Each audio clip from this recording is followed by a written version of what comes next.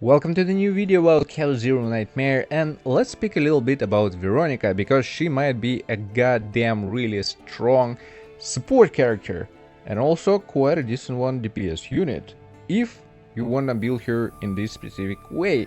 There are a couple ways how you can manage her, how you can build her.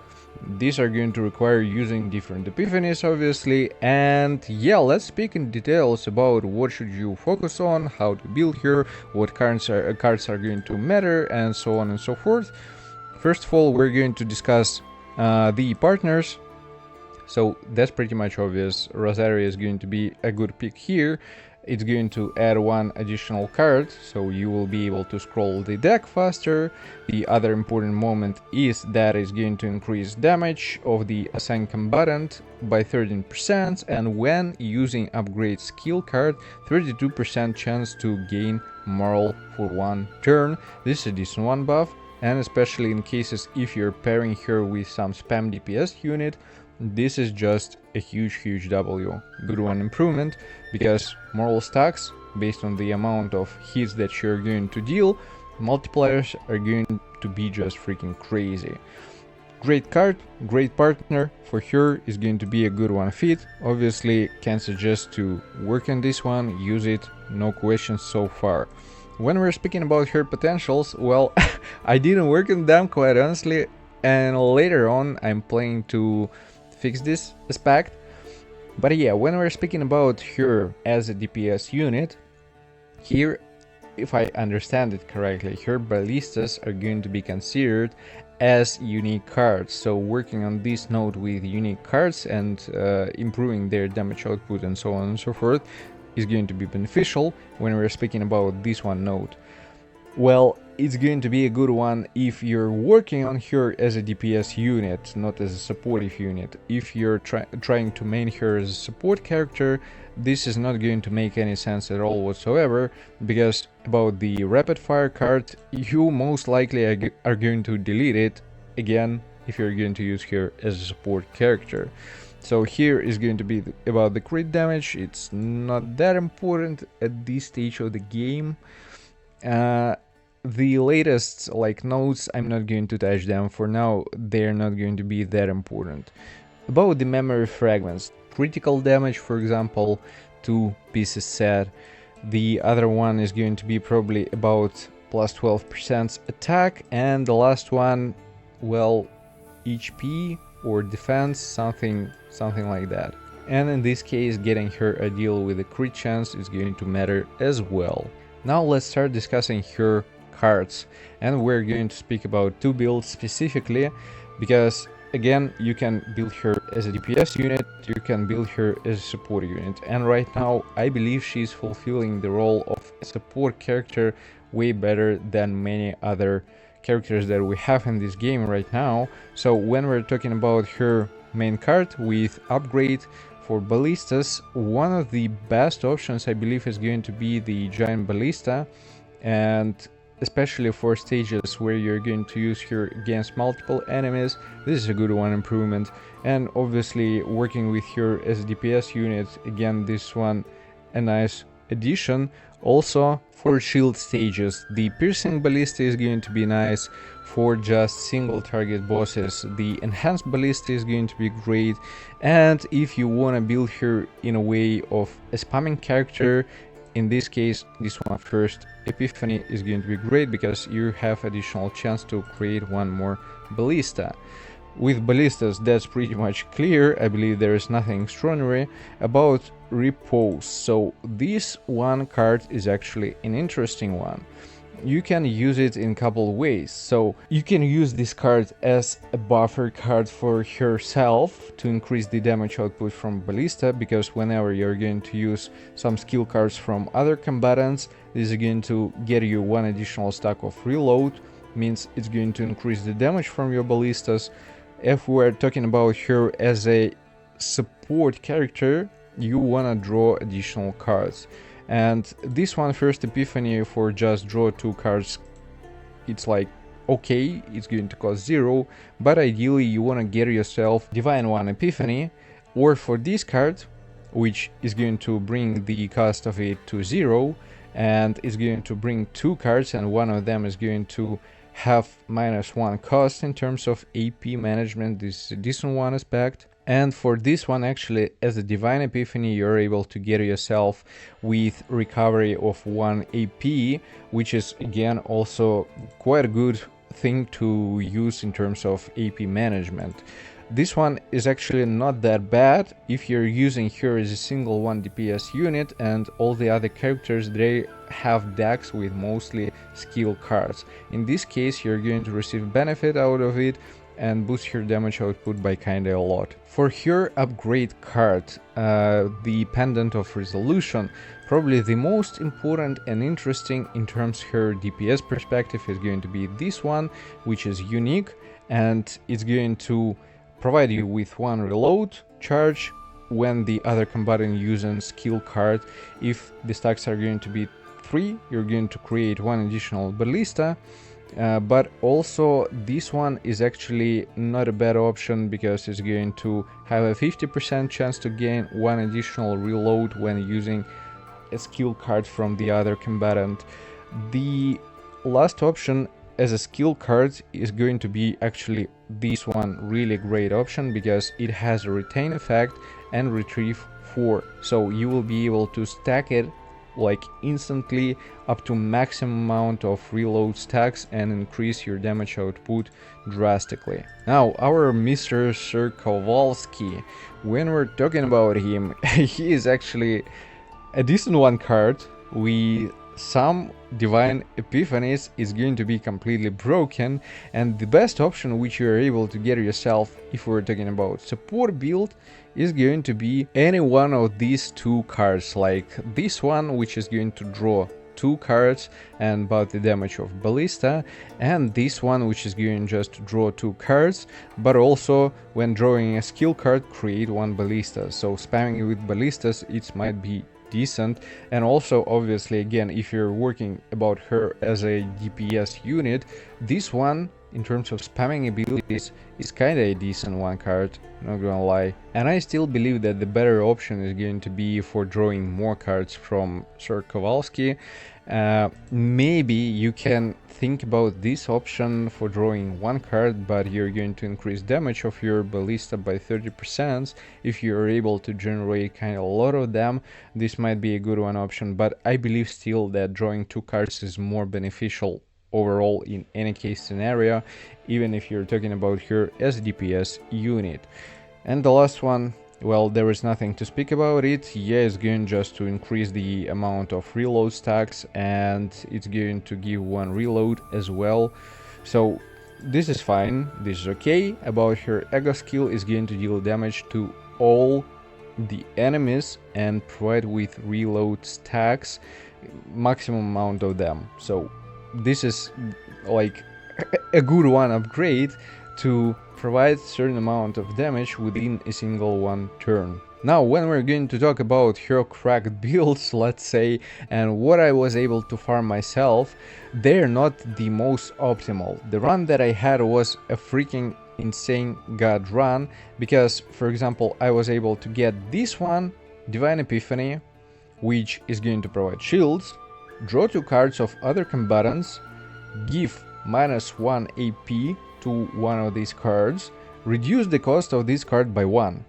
And I was able to get myself in total 2 additional copies of this card.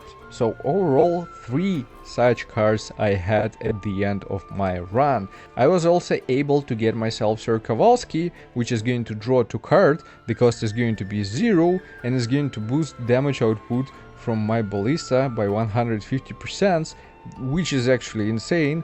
And I got the other one option of Sir Kowalski, which is going to draw 1 card, unfortunately without any Divine Epiphanies, without any upgrades. It was an early 1 copy, so it is what it is. But at the end, as you can see, such a freaking shame, because this 1 card, it returned to a basic 1 format, like it costs 1, it's not a divine 1, and at the end the third 1 card, like this one, got deleted, which is unfortunately, but it is what it is. We have what we have. So her abilities to scroll the deck and find the key cards for other DPS units is going to be insane.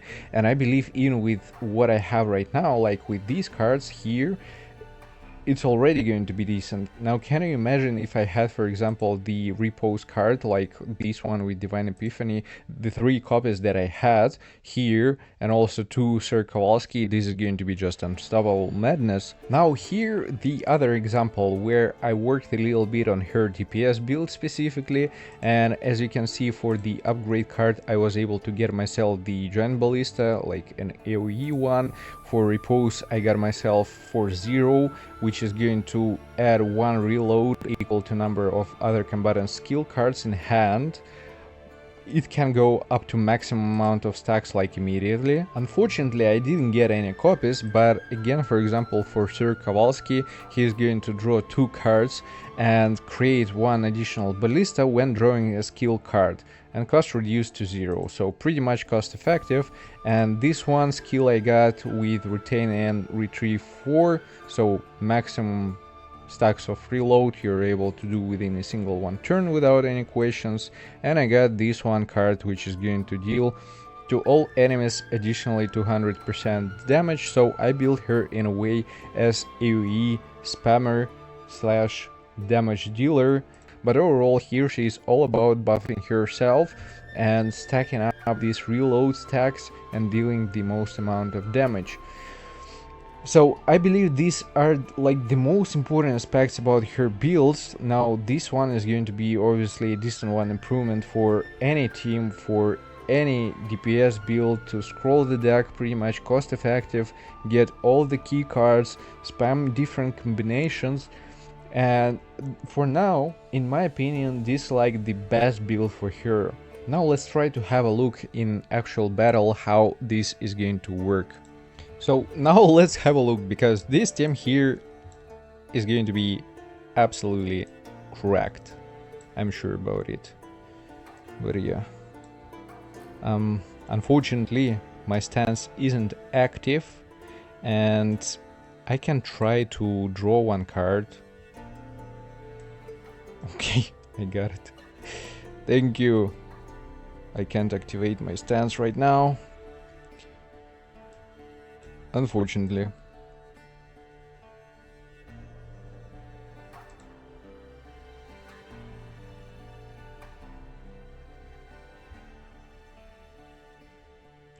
Why? Why Sir Kowalski is getting blocked?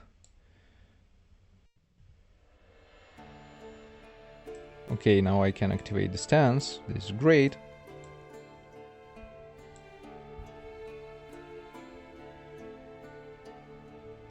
I'm missing some cards, and using here Kowalski would have been just a really great one thing. But I guess we'll have to wait. And hopefully during the second wave it's going to be a better showcase.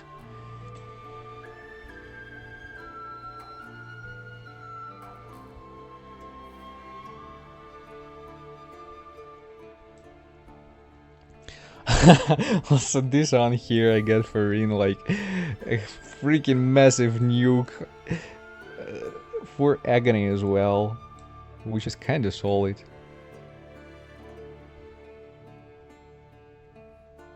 Okay, now it's time to scroll the deck a little bit, and actually in terms of providing moral here, this deck is really decent. So I got this one with retain, and it's going to draw 1 card, which is helping me a lot. This one is scrolling a lot, this one generating AP and providing 2 ego points. What else? Kowalski once again, yeah, costing 0. This one applying 4 agony stacks, and this is like a massive freaking nuke here. What else? This one card is going to provide me moral, the rally with moral, nice. But what do we have? I have 1 stack of moral here. This one, nope, thank you. I'm not going to use it, but I can use this one here. Great.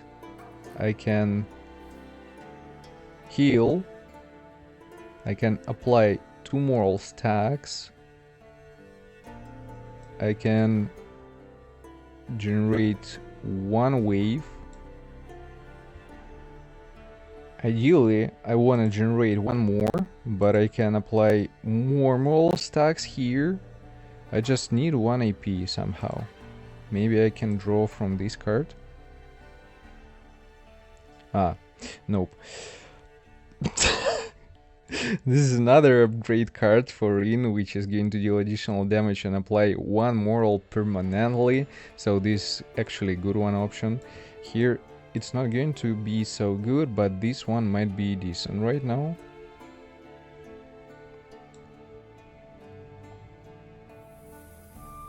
Without any crits. Such a shame. Yeah, I can't use it. I'm a little bit messed up with my AP, unfortunately. This one ideally I want to activate right now. This one ideally I want to use with more skill cards. Let's be honest. But also from Veronica the damage is actually... it's something. Okay. I can use this one right now. I can draw more cards. Okay, I can draw more cards. You know what I mean. This one is going to just do a freaking kaboom. This one is going to also deal decent damage. So yeah, if you're able to get yourself all the proper cards, a lot of stacks of moral, the spamming abilities, and the way how this team is actually can work, this is just freaking insanity. But yeah, still there are a couple options to work and improve in different builds and in terms of my Rin specifically. Hope you enjoyed this video. Thanks for watching. Don't forget to hit the like button, subscribe, leave a comment what do you think about it, and see you in the next one. Take care.